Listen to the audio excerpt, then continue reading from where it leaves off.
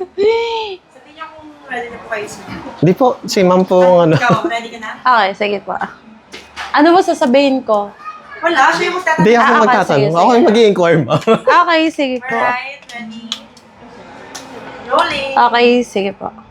And ma'am, regarding po pala dito sa shop nyo, ma'am, is ano pala yung mga services na pinaprovide nyo kagaya ko customer po? Wait long. Hindi ko kaya.